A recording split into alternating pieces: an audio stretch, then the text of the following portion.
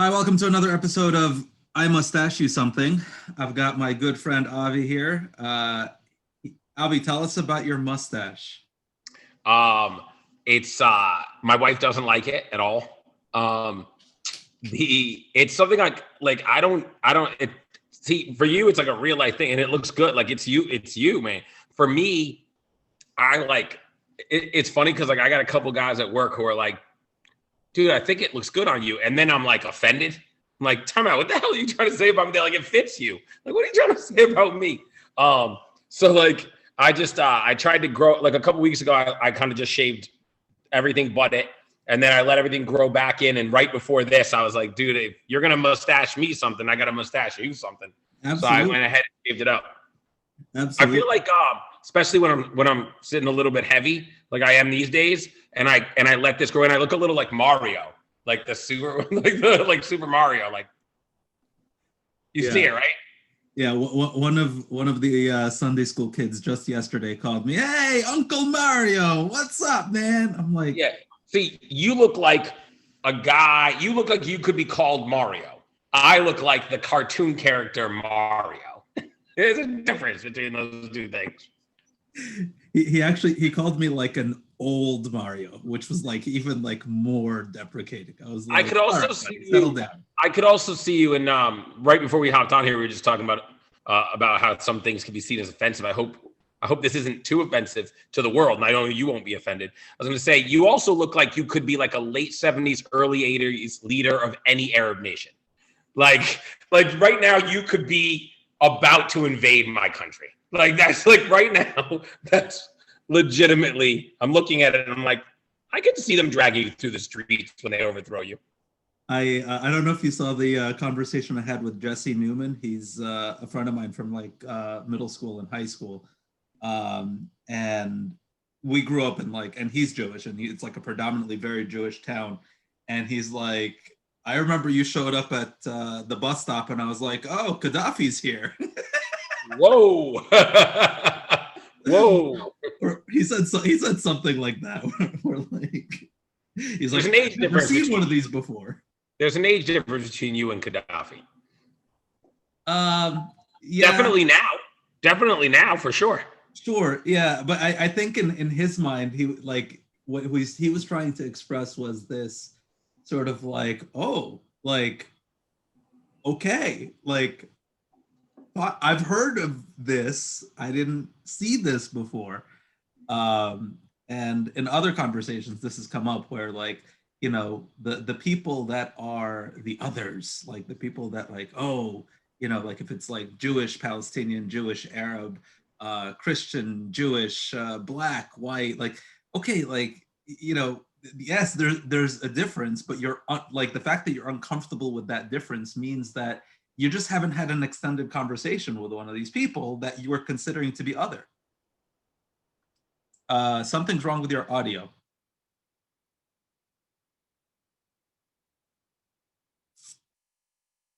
I could hear you before. I can't hear you now, and you're not muted. How's your internet connection? I would think it was good. I'm Oh, at Simcha. you're back. Yeah. So tell Yeah. me about Simca now that you mentioned Simca, because I want you to lean back a little bit and show us what it says behind you. That's awesome. Well, real quick, just what I was asking right then, right before we got cut off, is do you identify as a Christian Arab? No, so that's an interesting. So another conversation I had with this guy named Jonathan Adley, um, he clarified this really well in that Egyptians have always been Egyptians, like we're our own Right. thing. Where like even when we're referred to in the Hebrew Bible, which as Christians we'd call the Old Testament, Sure. we're our own thing, and we're different from you know. Uh, Sub-Saharan Africa. Were different from the Arabs coming from the Arab Peninsula, from the Middle East, and we were never even regarded as an Arab nation until the 1950s, where Gamal Abdel Nasser came into power, and politically he wanted to align us with the Middle East, so he called us the Arab Republic of Egypt, but we were never as a ethnicity considered Arab.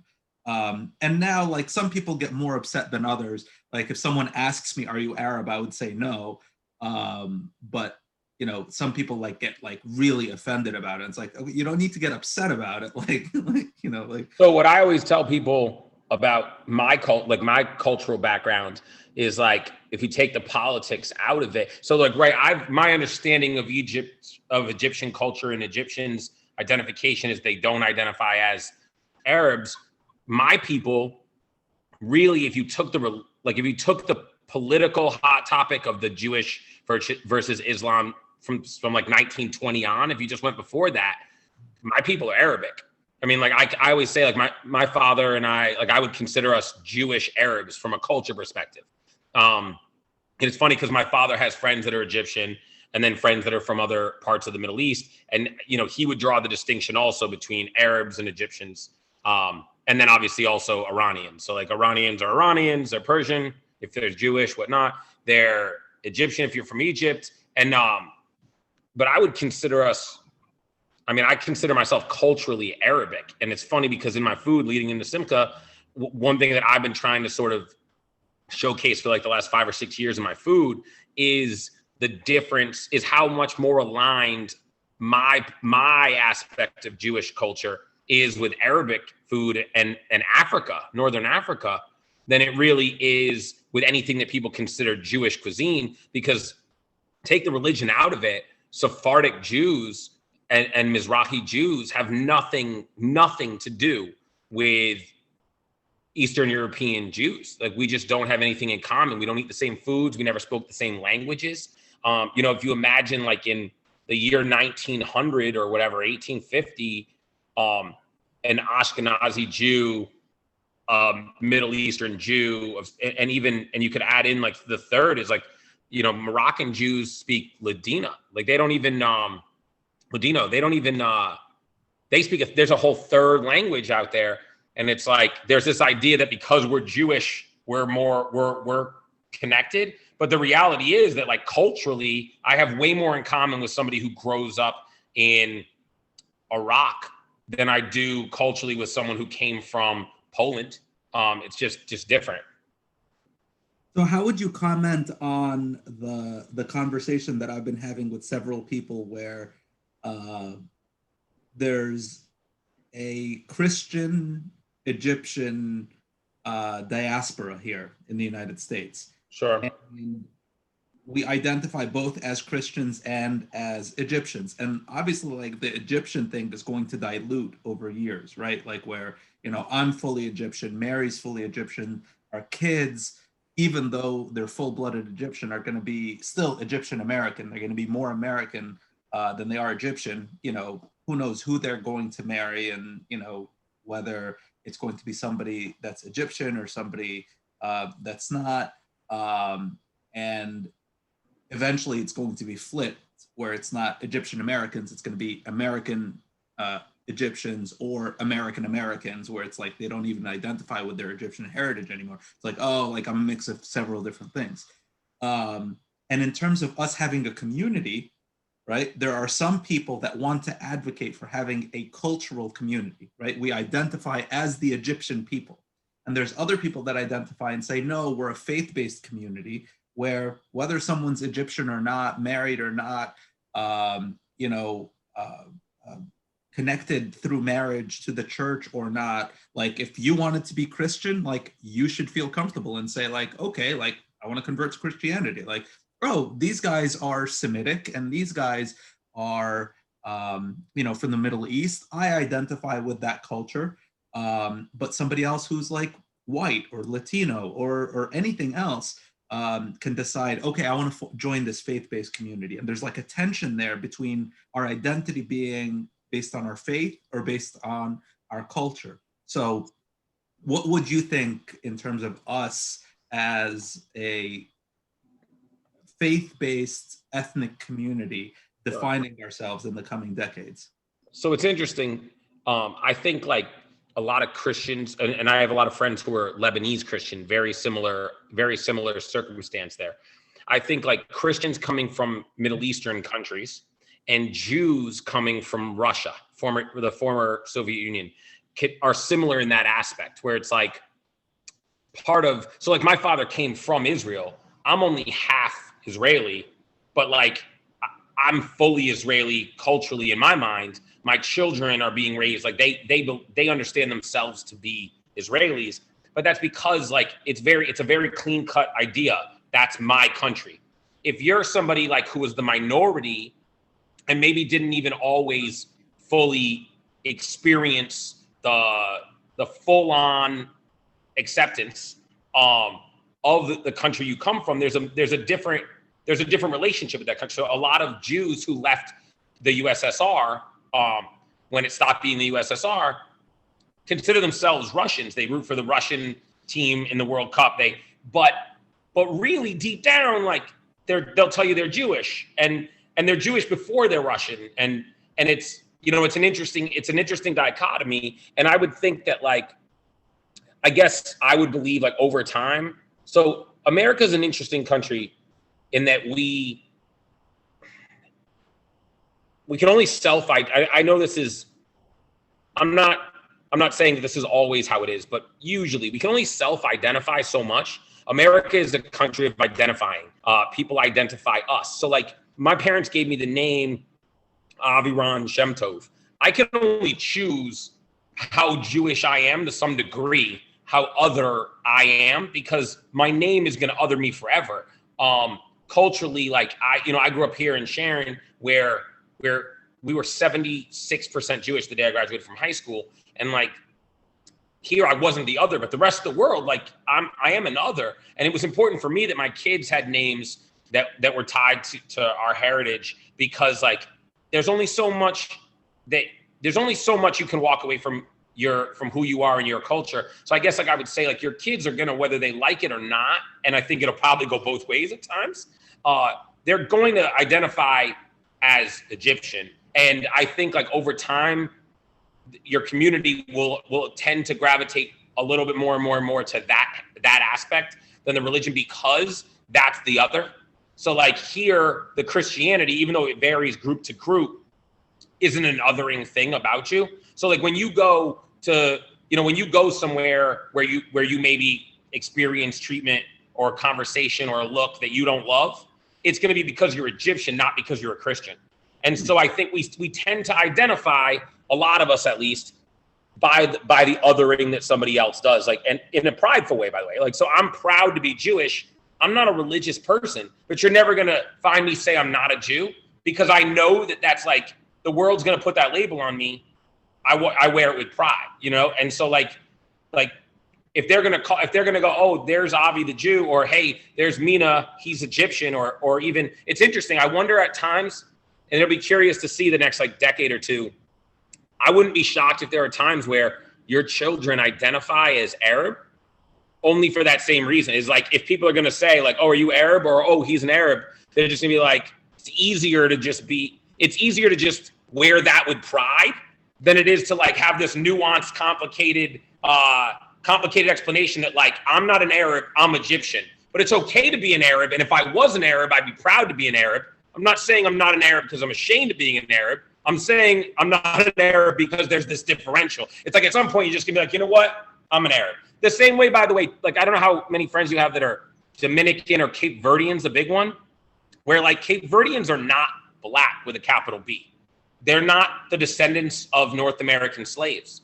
But eventually, a lot of my friends who fall into those groups just start identifying as black, because they know you're going to call them black, and they're tired of explaining it like it's an excuse, or like they're saying, no, I'm not that. They're like, look, I am black in a descriptor kind of way. Culturally, I'm Cape Verde, or culturally, I'm Dominican. But it's like, if when I walk in the store, you're going to treat me a certain way, then I'm going to accept that, and I'm going to look to be respected for it. That's been my experience with friends of mine that about eventually you kind of identify as what people are identifying you as. I mean, that's funny that you say that, because I do have that nuanced conversation every time, and I can't help myself. Sure, like, sure. Well, actually, and like everything that you said. Right. But right, because you don't want to say it like in a way where someone's takeaway is, oh, he thinks he doesn't want to be called an Arab because he thinks like, because he's not going to be identified. He's like, no, that, it's not like you're saying like, no, I'm not one of them. I'm an Egyptian. No, you're saying like, no, technically I am not an Arab, right? Like, It's not a value judgment. I'm not right. saying, oh, don't. And like I said, like I will clarify without being offended. There are people that would be offended. Right. Right. Which, you know, again, that's a tricky one too, right? It's like, are they offended because you're blanket rolling them into something? Or some of them are probably offended because they don't like Arab. Like, for example, I grew up with a kid who's Cape Verdean, and his dad, like, you know, they were immigrants. And a lot of time immigrants carry a racism that's just different than Americans. Like, my dad's an immigrant, and he just like, he views people of other races just in a truly ignorant way. Like, in an ignorant way in the truest sense of the word. Like, not just like, oh, that dude's ignorant. No, like, my dad came over here in 72, and in Nashua, New Hampshire, people just told him, hey, this is how it is. And that's just like how he sort of like views the world.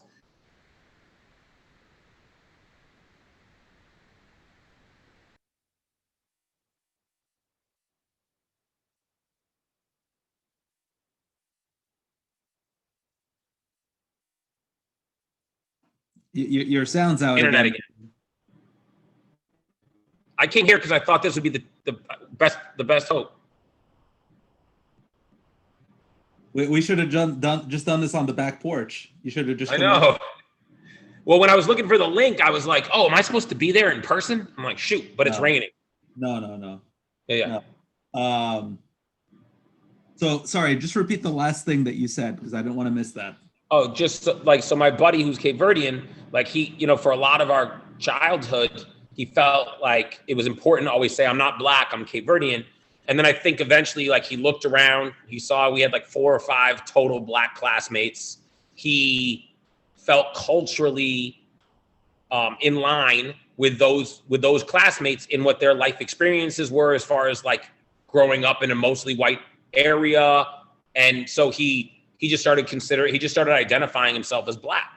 And, you know, I know for him that was a real tough situation because it's like, you know, and I think with you and with Arab, it's sort of similar, right? It's like to white people that aren't thinking you're an Arab, to Arabs, you're an Egyptian, to Egyptians, you're accepted. Like for him, it's like in the Cape Verdean community, he was Cape Verdean and it was cool. To the black community, he was Cape Verdean and that meant, you know, you were different. And to white Americans, he was black. So to him, it's like, listen, I'm cool with being black. I'm cool with being Cape Verdean. Just let me be whatever it is that I can be, and then just be me all the time. For me, I guess it's a little different because being Jewish, like, I don't think, let's put it this way. If there's as much hate towards Jews as there are some other immigrants or other minorities in general, we're harder to identify. So it's like it's just a different, you know, it's a different environment. And for me in particular, my mom converted. I'm not religious, so I'm not wearing certain garb. I've always felt like for me to identify as a minority ignores and is disrespectful towards folks that can't take the uniform off. Like for me, if I ever felt like I wanted to blend in, I could. That's never been my life experience and my choices, but I could. And that's sort of, you know, a reality. And then I live on the East Coast and in particular in a very Jewish community. So I'm a little bit shielded from any like sort of backwoods hatred or bigotry towards me based on this like one defining characteristic about me. I like to think hopefully you're also living a fairly accepted existence here, but I can imagine that you probably face a little bit more stuff that's not cool than I do. I mean, I can tell you that like I have it pointed out to me sometimes, like by like friends, allies, they're like, you know, you're being discriminated against, right? I'm like, who, me? I'm like, no, because I don't think that way. Like I don't think of like why am I being excluded or whatever. I just, you know, think like you say, like I just kind of accept it as a natural. Would you feel different if it was your kids though? I don't know, but what I'm saying is not that it doesn't upset me. Like it upsets me that it happens to anyone, right? Including myself or my kids. But I just don't notice it because like, you know how like some people will pull a conspiracy out of something that's not even a conspiracy? Sure. Right? like where they're like, oh, it's because, you know, blah blah blah. And it's like, no, like it has nothing to do with that. I'm kind of like the opposite of that, where like even if there is some like sort of like racially motivated thing, I'm just not likely to notice it. Like if I had noticed it about myself, the justice aspect of it and the fairness aspect of it would have upset me. Um, but not because it's against me, just like we shouldn't do that. Like we shouldn't. But so like let's say your youngest is playing soccer, right? And the coaches split them up into squads or whatever, right? And there's two kids that are like, oh, we don't want blah blah blah on our team. There's not a part of you that's like, I wonder if it's because they're othering my child, and if they're like, that might feel a little bit a certain way about the treatment of your kid. So the example kind of breaks down because the youngest is the whitest. So he's Okay. the kid that like doesn't like he's got like green eyes, and we're like, where did this kid come from? Sure. And he's also the best soccer player, so nobody would ever say like, oh, we don't want him on our team. But that would make it worse. That almost makes it worse, right? Like, so in that example, someone's like, oh, we don't want them on our team. It's like, hold on now. Like you're willing to take real talent off your team in favor of the bigotry you're bringing home with you. Yeah, I mean, again, like part of me is like, yeah, like I don't see that happening, but hypothetically, if it did, yeah, like I think it would bother me. But someone would probably, again, like someone would probably have to point it out to me, be like, Mina, you realize that they just discriminated against your kid? Like, really? I thought it was, oh, like, oh, okay. Like, but he's like really white looking. They're like, yeah, but they know that you're his dad. I'm like, are you sure it's not just discrimination against me personally, not against Egyptian people? They're like, no, like this isn't you. I love that you'd rather be like, maybe they just hate me. Right, which I'm totally okay with. Yeah, you're like, I think that I'm cool. I think it's just me they hate. It's not. Yeah. In a weird way, I'm the same way. Like I'd rather someone hate me than like treat me a certain way because I'm Jewish. But like I also like, look, I'm privileged, and I never hide the fact that like my parents chose like be really hand to mouth in order to raise me in a place surrounded by people culturally like me. So I'm super privileged in a certain way, and I got to build my personality, my self-esteem, who I am, in a place where I didn't have to fight to be accepted. And because of that, you know, I think I've got like metaphorically broad shoulders, and I'm comfortable in my own skin. So to me, I guess I'm like you. Like when I experience bigotry, and it's very, very few and far between, I laugh. Like I'm just like I'm like, I've said one time to a person who said something anti-Semitic to me outside a bar, like at closing time. I said, I just laughed. I was like, man, where I'm from, they told us people like you don't still exist. Like, I was like, dude, you're like from a history book. And this dude was so mad, like really offended. And I said kind of loudly, like, yo, I'm sorry that you're mad I called you a racist. And the guy was like pissed, like real pissed, which I thought was even funnier, right? Like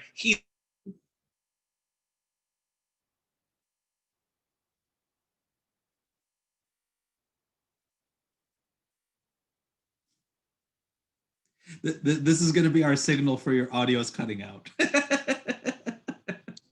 Yeah, I don't know how much you caught and how much you didn't. You're back. But how mad the guy was that like he was the racist and it didn't bother you. Right. And but it's like he was really offended, like really mad that I called him racist. And the thing is, like, I'm like, bro, I'm not using it as like an insult. I'm using it as a descriptor. Like you are a racist. And he just he was like really angry, like wanted to fight me over that then. And then I was like even more taken aback. Like this guy wants to fight me for being angry that he is a racist. That's like people who, and there's somebody like this in our town, a well-known person who shares like horrifically racist memes. And then when you go like, well, blah, blah, blah is a racist, he goes, don't call me a racist. Like, who are you to judge me? I'm not judging you. You gave us the body of work. Like I'm evaluating the body of work, but like I didn't wake up and decide you're a racist. You woke up and decided you're a racist. I've never actually thought about this, like why it really like just kind of like doesn't bother me at all. But I think your answer is like I'm gonna steal your answer. Like if this ever comes up again, I'll be like, oh yeah, Avi said, and I agree with this, that it's our position of privilege that puts us unable to really complain. Yeah, like maybe when I was a resident, like, there was like a pattern. And like, again, this is something that was pointed out to me that I didn't even know if I agree with, but they're like, oh, every year, like the minority resident gets treated poorly. And I'm like, no, but like I genuinely made some mistakes that like, and they're like, yeah, well, everyone makes mistakes, but they come down harder on the minority residents for making their mistakes. And I'm like, listen, I'm just grateful to be here to train and to learn and to be able to learn from these mistakes and be able to move on. In Egypt, like where my parents grew up and where my cousins were for a lot longer than I was, it wouldn't be this like, oh, they gave me a harder time at morning rounds. Like, no, like you just wouldn't be allowed in the program. Like nobody would even have a conversation with you. So it's like, yeah, I'm just like, listen, like, I'm not saying you're right or wrong. Like, it might be that they're discriminating. It might be that they're not, and that like you're just overly sensitive about it. But from my standpoint, I'd rather just take it as fuel. So that's exactly, well, and I also think though, so like, if I'm looking back into my academic studies, like this is what I studied in college.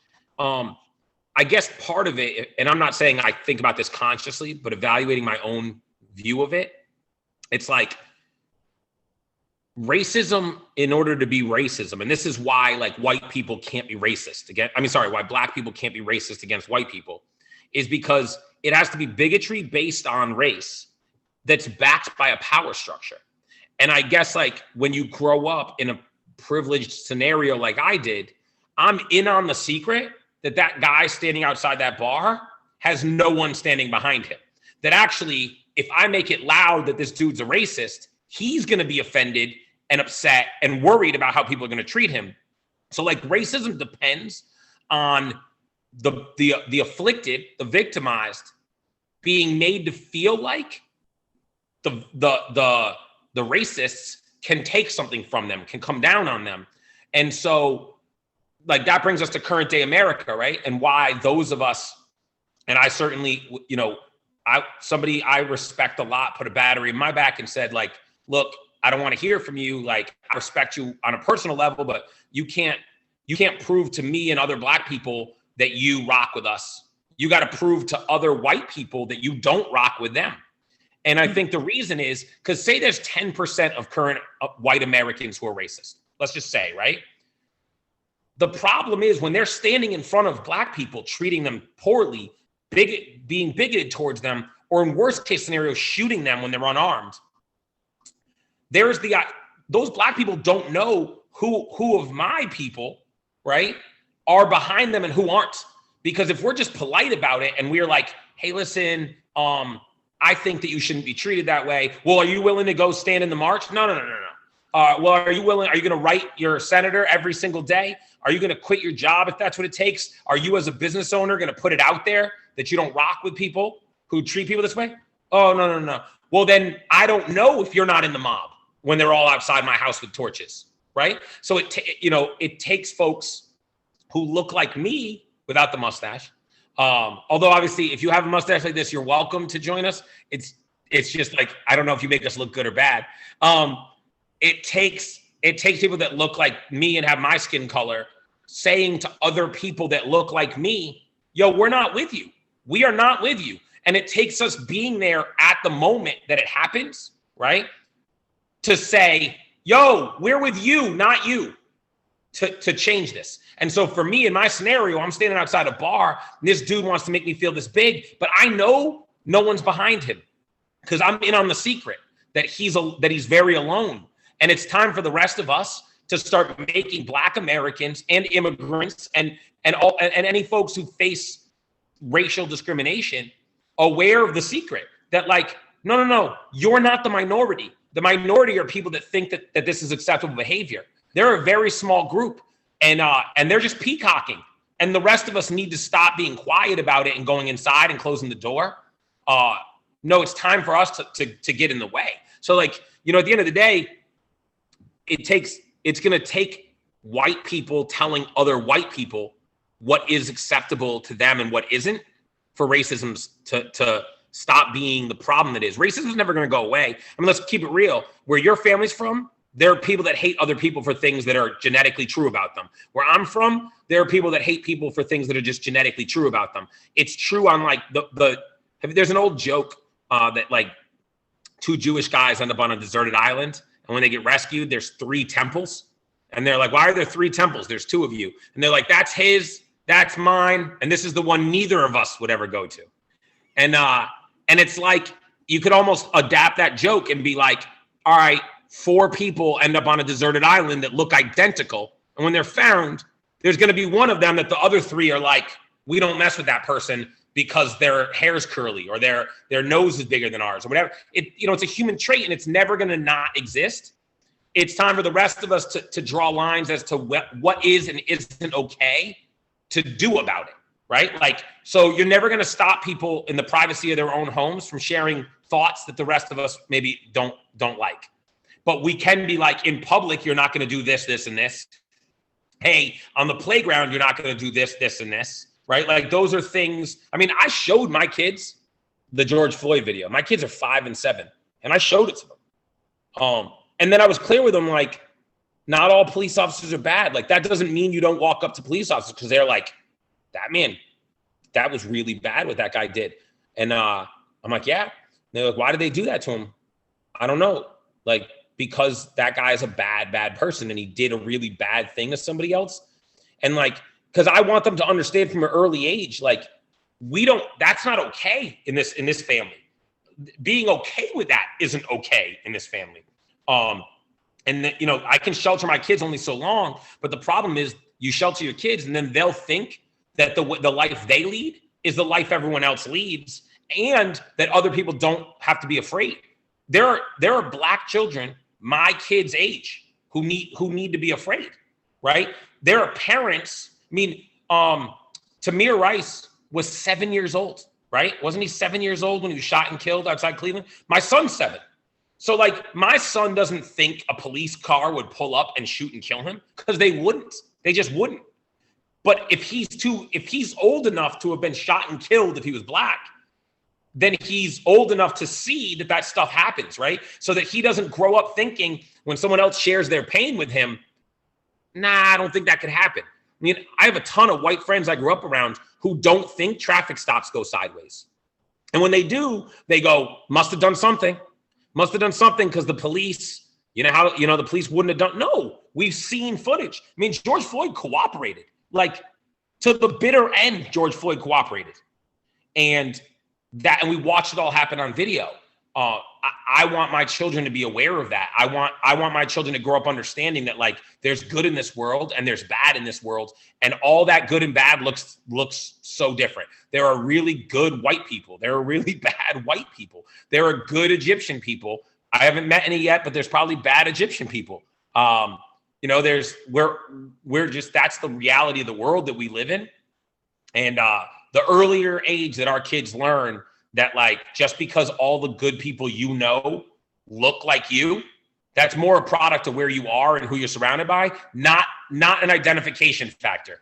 Because if my kids grow up to cross the street when they see a Black kid behind them and not when they see a white kid behind them, that's a failure on my part very early to teach them what someone who's dangerous looks like or acts like versus what someone just looks like naturally.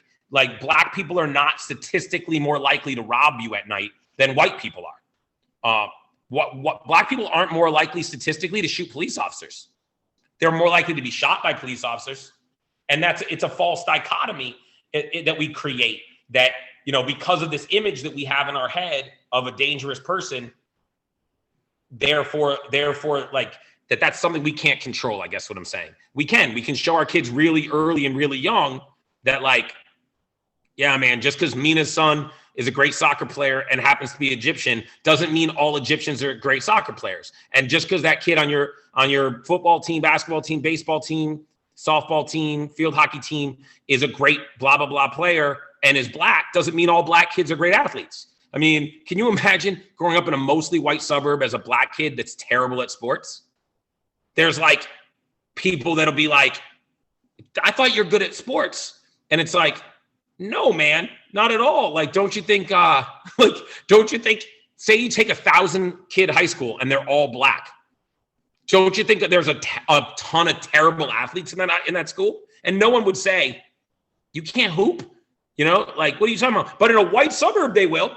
Like in a white suburb, if there's 7 black kids and 4 of them can't hoop or 5 of them can't hoop, there are people who are going to be like, I thought they could hoop. Or if there's one kid that's just nasty, people are going to be like, well, you know, he's black, kind of, you know, you assume. But then you go to like Charlestown High School where they have a great basketball program. They're sending kids D1 all the time.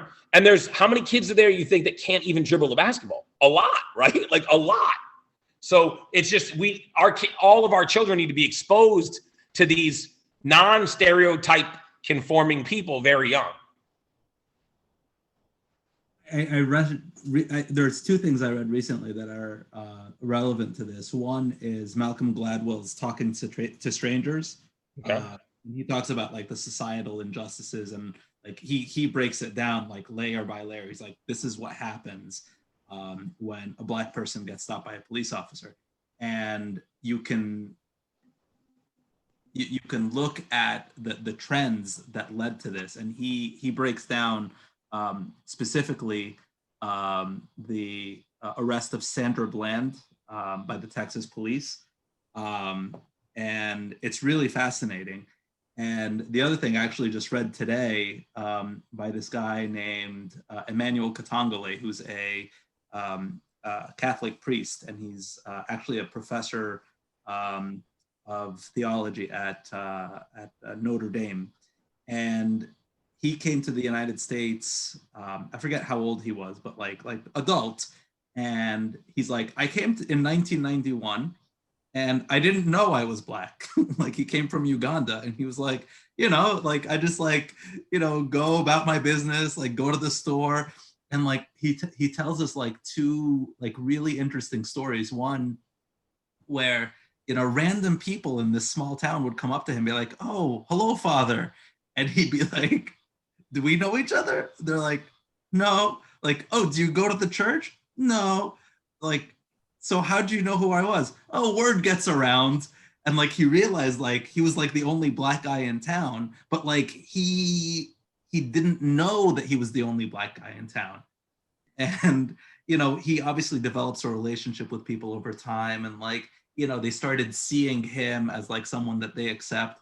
And, you know, it was hard for him to realize that like, okay, like there's this like systemic racism that he was completely unaware of. And going back to your friend who was Cape Verdean, like, yeah, the distinctions of what an African-American is versus a black person and how these terms have evolved over time are all social constructs. Like none of this is real, right? It's all just made up. And like, I love your stories about like the people on the desert island. Like that's what people do. That's just what they're going to do. Yeah. And this is something that came up in our conversation last week, and something that, you know, I told you I'd want us to explore. So I guess this is where I must ask you something, which is, what do you say to people when they are looking at a response, right? It's not maybe the only response, but a response to these systemic injustices is the Black Lives Matter movement. And some people will say, oh, it was started by a communist. Some people say like, oh, so you like rioting and you like violence. And they pick out all of like the negatives with an associated movement where you're like, no, I kind of like Bernie, but I'm also not a communist, and I don't think he's a communist either. That's as close to communism as I get. I definitely don't like violence, but they use that as an excuse not to support the Black Lives Matter movement. And you had something that I thought was very insightful to say, so I wanted you to share that. Yeah, so for me, for a long time, I mean, I've always been anti-racism. I've always had friends that look and walk and talk and think differently from each other. But for me, for a long time, like the Black Lives Matter debate was something that I wasn't comfortable taking public stands on, because I was like, there are real issues with some aspects of Black Lives Matter, especially as an organization. There are things like there are leaders in the current movement that I think like really oscillate between things I believe in deeply and then things that I'm like, I can't even stand that idea. And when I saw George Floyd murdered slowly on video in front of people, I just had this moment where I was like, nuance is a privilege that we can't afford right now, that I can't afford, that I was hiding behind. And there's just no place for it right now. I feel like at this moment, it's like I'm watching somebody that I care about get beat up, and I'm deciding whether to step in or not based on the fact that like the person beating them up is, I've seen give money to homeless people or something. It's like, I don't know. Is that person that bad a person? Doesn't matter. This person's getting beat up right now. So for me, by the way, like I've put it out publicly that I'm not against rioting. I'm not rioting. I think it would be disingenuous for me to go throw something through a storefront, but I'm not going to lie to you. Like I have the good fortune in my life to have children and children that I love deeply. And I think like we do a very funny thing in society, right? Where like, and in particular, it's very funny who's like the stereotypical person that would say some of these real machismo things, right? Like that Budweiser red can drinking, cowboy hat wearing, like redneck would quote unquote do anything for their family, right? Like, boy, you mess with my children, blah, blah, blah, right? But that same person has a real problem with folks who get in a tube and come over to the US, or who pay a coyote to take them from South America through Mexico, through the desert to Texas, right? Or who would burn down a city when you murder their child. So I'm like, I don't get it. As a man, I look at it and say, if my child was murdered by police on video, not resisting, burn the city to the ground. If they won't do something about it, burn the city to the ground. If you're not with me, then you're against me. Like, I'm knocking on your door. Here's a blowtorch for you too, bro. Let's go burn the city to the ground. So when people say, whoa, what happened to George Floyd? What happened to Ahmaud Arbery? What happened to Tamir Rice? What happened to Trayvon Martin? What happened to is bad, guys. It's bad. But burning the cities to the ground isn't the answer. Well, what is the answer? And what would you do if you were in that position? I can tell you that I don't know. I think my anger would be limitless. And so to me, I just think there's no nuance. There's no room for nuance right now. Let's get past it. It's like, look, we can talk about what's an appropriate reaction when we stop having these scenarios, when we stop having these situations. We don't get to tell the victims of our brutality, of the system that we've carefully constructed to brutalize them, how they should feel, and more importantly, how they should act when we brutalize them. I mean, look at Dr. King, right? That man preached nonviolence. He lived nonviolence. He accepted brutality and responded nonviolently. And we collectively, as a society, as a system, put a bullet in his head. Like, and we're talking 60 years ago, right? Almost 60 years ago. And we're still sitting here. I'm sorry, if you're Black and you're American, how can you even want to hear someone like me talk about whether or not you should burn a city to the ground? Like, screw you. Almost 60 years ago, we tried it one way. And we're still asking you to stop killing our children? Like, we're still asking you? I mean, Mina, you're on a line because, you look like an immigrant. Your skin's not white. You're on a line. It could maybe happen to you. But be honest, could it happen to me? Could I have been taken across the street in handcuffs, put on the ground?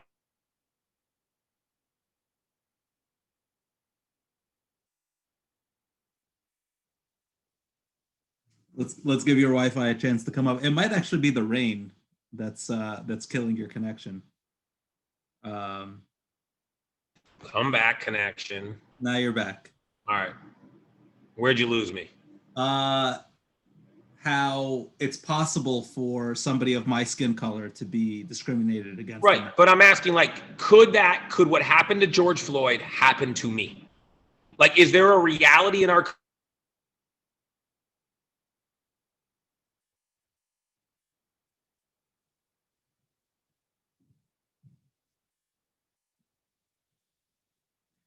So one thing that was funny about one of the other recordings that I made was the guy kept having a really bad connection and he kept cutting out. But he was in Canada, so I could at least like make fun of the fact that he was in Canada.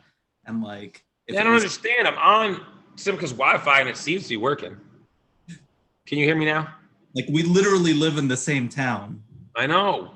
Can you hear me now? Yeah. Kinda. Yeah.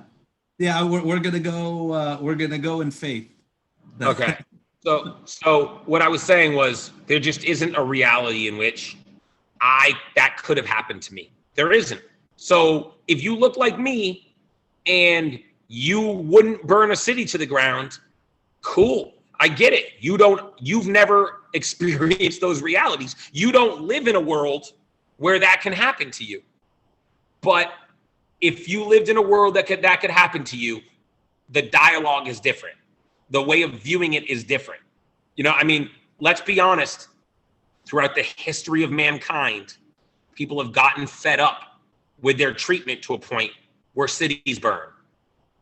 So sitting here and acting like people are savages for burning cities to the ground when the system is working the way it's supposed to brutalize them it's an absurd misunderstanding of the human reality and human history. All of us are where we are on the back of ancestors who said no more at some point. So at some point, if we don't fix this system, if we don't change this system, so when we say fix or broken, no, the system's doing exactly what it was built to do. Have you ever seen the 13, the documentary 13? So it's about the 13th Amendment and how it's not an accident that we freed slaves and then criminalized behaviors that were specific to that community. And then we've, throughout our American history, look no further than Reagan's war on drugs. Cocaine, in its purest form, carried a drug sentence less than a third as serious as crack. And they were just based on where they were policing. So the point is, the system works great. We don't need to fix this system. It's not broken. It's actually incredibly efficient, right? I mean, we incarcerate more than 25% of Black males. System's actually incredible, right? The problem is we need to fix the intentions of our systems. I don't want to live in a place where our incredible system is to brutalize and terrorize an entire group of my neighbors and my community members. Shit, let's build a system that efficient at eliminating poverty. Let's build a system that efficient at eliminating corruption, at building infrastructure, whatever. Pick any better pursuit than the degradation of an entire group of people. So the point being, if you're not this angry about it, if you're not demanding that it stop, if you're not admitting that you wouldn't burn a store down, because you don't know what it's like to live in a place where you're afraid for your life. Do you know how many times in my life I've been afraid of dying at the hands of authority? Zero, literally zero. Can you imagine how different you'd feel about this country, about the red, white, and blue flag, if you thought uniformed, badge-carrying people might end your life? I think you'd want to burn down Walmart. I mean, I think that I think there's two ways to look at what you're saying and push back. One is you don't want to encourage that kind of behavior, but the other one, I think, Why? Well, I mean, I think from so you're using it as a rhetorical device to push people to do the right thing in the absence of that violence, right? You're saying that we have the responsibility to do the right thing, even if the only reason is to protect ourselves from that violence. But don't disown that violence and don't say that, oh, you're not allowed to do that because, like you said, history has been built on people responding to that. But the other response to that is that history has also been built on people not responding to that kind of violence. And in Egypt, where a persecuted minority, there's historical examples in India, in the United States, all over the world of people being effective in responding to violence with nonviolence. But what I really think is worth considering, right? Where if you understand your position not as one that says violence is good, but one that says that violence is a reality, and ask, do you support Black Lives Matter or not, right? You don't get into well, this and that and the other thing. It's like, this either needs to happen or it doesn't. And we either do it the right way for the right reasons, or we're going to do it the wrong way for the wrong reasons. So, I'm not asking you to walk it back. The wrong way for the right reasons. Wrong way. Well, here's an example, right? Yeah. My child is locked in my car, okay? And I just bought this car, man. Somehow in this scenario, I finally have become successful financially, and I have now bought myself a $280,000 car. This is my life's dream, right? And I'm standing over this car, and it's you know what? Hell, it's $1 million. It's a McLaren. It's a one of a kind McLaren. I don't even know if we're gonna be able to fix it if I smash this thing in. And my son is in there. I called AAA, and they told me it's gonna be 45 minutes. And it's hot out, man. It's hot. And I'm trying to coax my son, who's 2, into unlocking the door, and he can't. Don't you smash the window in? I smashed the window in. And maybe we'll never fix this, right? I mean, obviously it's a goofy example because we can fix the window, but maybe we can't. Maybe we won't be able to fix this window. Maybe my $280,000 or $1 million car is toast, right? It's over. But I'm not taking the risk. Feel me? So to me, it's like, that's the wrong thing to do, but it's for the right reason, and it's the only way I believe that I can do what I need to do. And so in this example, it's like, man, they're waiting on AAA, Mina. They're waiting on them, but AAA is not coming. Like, they're just not, or they might get here too late. So at some point, you smash the window in. You kick the door in. How many times can you ask somebody not to beat you severely about the head? Like, at what point, someone hits you, like you seem like a passive dude. All right, first time they hit you, okay, I could imagine you literally being like, dude, don't do that. Like, it's not okay. But what about the second time? The second time they hit you. Now, what about the third? At what point are you like, I'm going to protect myself instead of hoping that this person doesn't hurt me?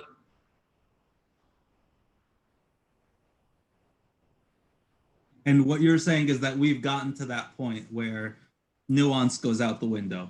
And we have.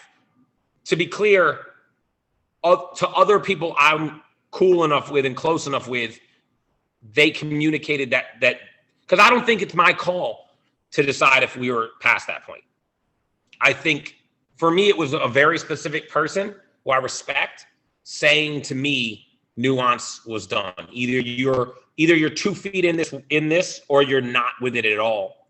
So, and by the way, like, to me, it's the person getting hit in the head that gets to make the call about whether or not we're past the point of nuance and conversation. So for me, it's just a personal decision. Like, are we past it? So, I make it loudly known that that Black Lives Matter, that I believe Black Lives Matter, that I'm going to stand with Black Lives Matter, that I'm not going to stand for criticism of Black Lives Matter, that I'm not going to stand for violence against Black people, hatred against Black people.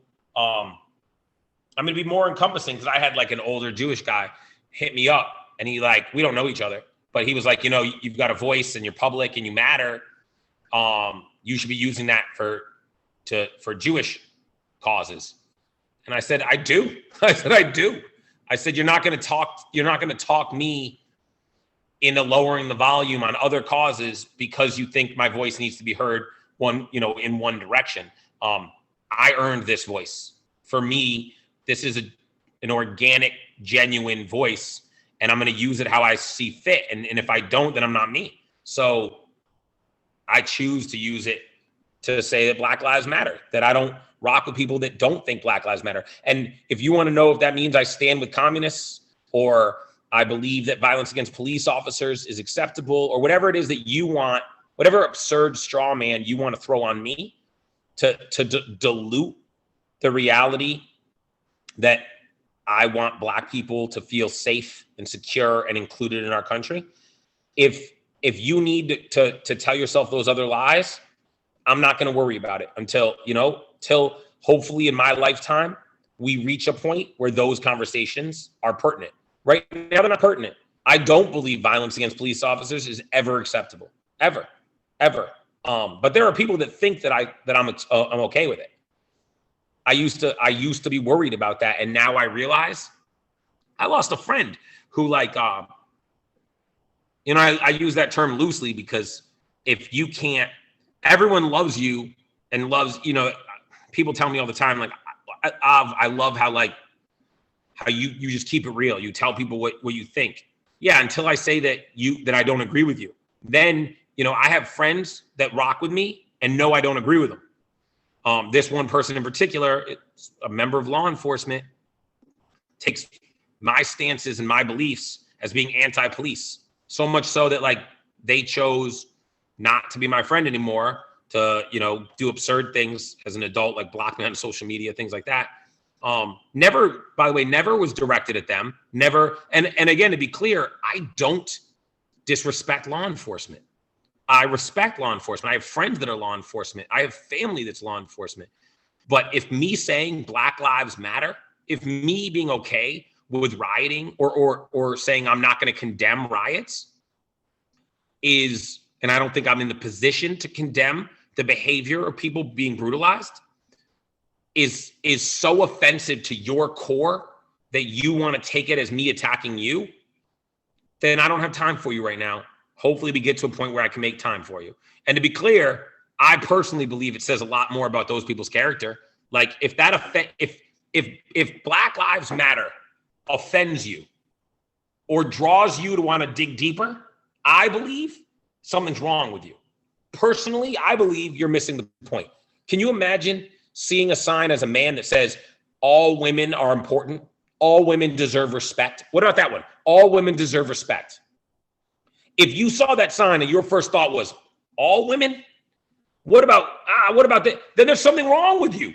Like, if that's your first thought, there's something wrong with you. I don't see a sign that says all women deserve respect and think, well, what about men? Wait, what about men? Men deserve respect too. It's like, no, I just see it as a standalone sentence. All women deserve respect. Cool. Are you in or you out? I'm in. All right. Like, that's what Black Lives Matter is. Do Black Lives Matter? Yes. Then the rest of it's irrelevant. Shut up. So what's the difference between you saying burn the city down versus saying don't hurt the police? Like, where's the distinction there? I mean, to be clear, I have never said burn the city down. You just did. You said it 5 minutes ago. No, I said, so there's two things that I just want to be clear about. I said, I can imagine in a world where if my family was threatened by these systems,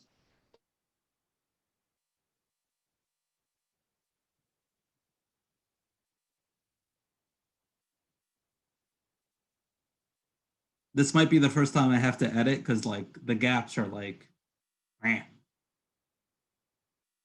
but it is pouring out there. So It's probably the weather. Maybe we'll just do this like in the form of clips. Man, this is brutal. Even the Canada connection was better than this. We should have like a. You back?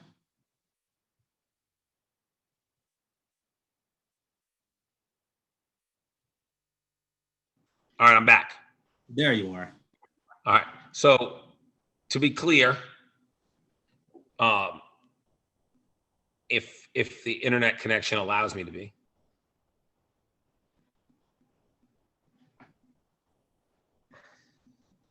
I can see me. I can't. There you are. You good? Yeah, I can hear you. All right, cool. So to just to back up for a second, I said the hypothetical Avi, whose family is being brutalized by this, would say burn the city to the ground. And personally, I'm saying that if other people want to burn the city to the ground, I recognize that it's not my place to condemn them. I personally am not at this moment saying burn the city to the ground, because I think there's an important distinction about whose right that is.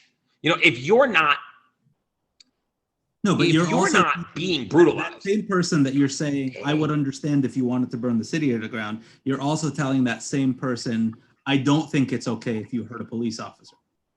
So I'm currently saying that I do not advocate police violence against police ever.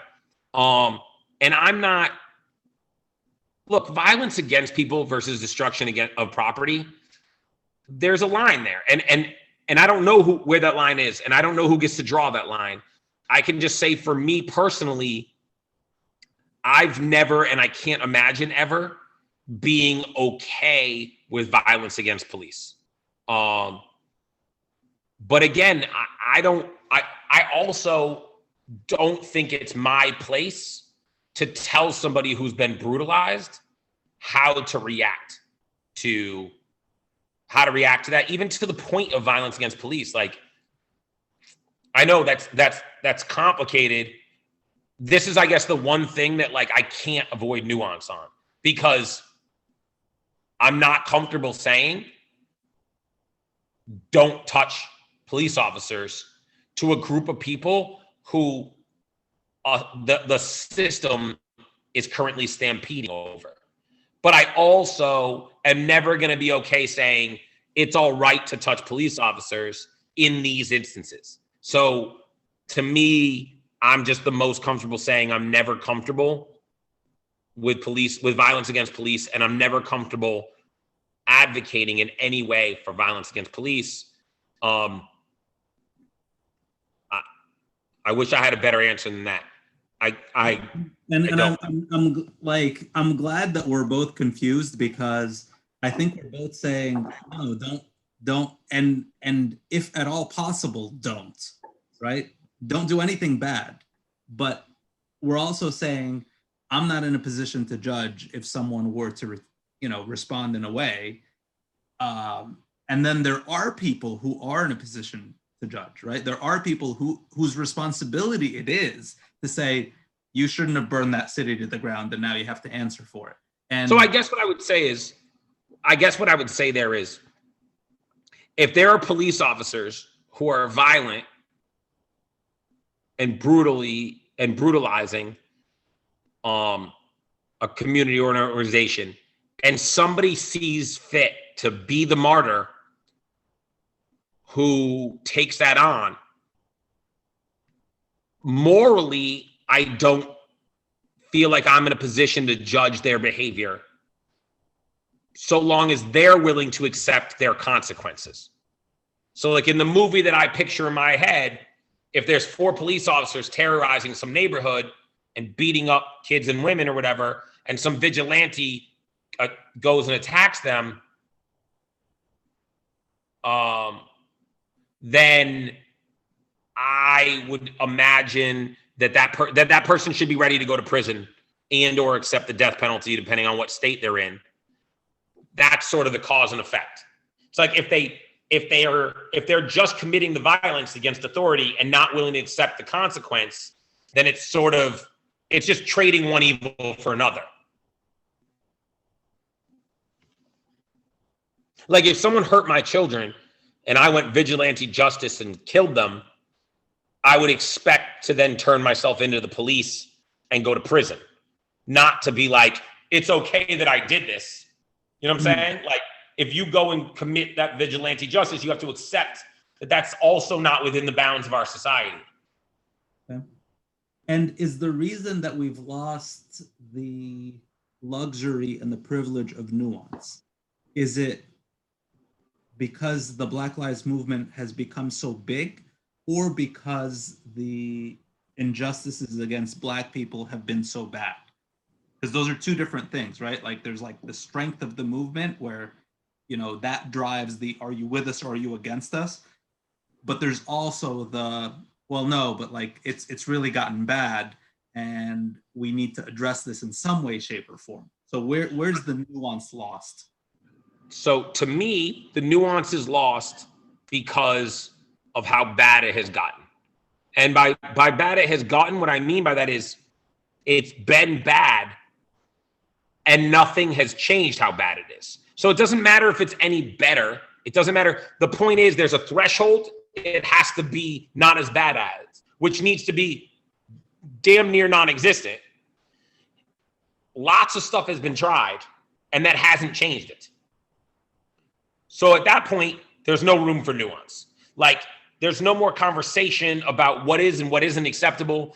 Dude, we have people flying a rebel flag that no one thinks means anything other than pride of slavery in our country. No, there's no more conversation. There's no more nuance. If Black Lives Matter as a sign to you means I'm a communist, well, damn it, you fly a flag that means that you're a treasonist. So, you know what I mean? I'd rather be a communist than a treasonist. How can you claim to love what our country's about and fly a flag that was only used for a 2-year period as a battle flag when men who had seceded from our country were killing us?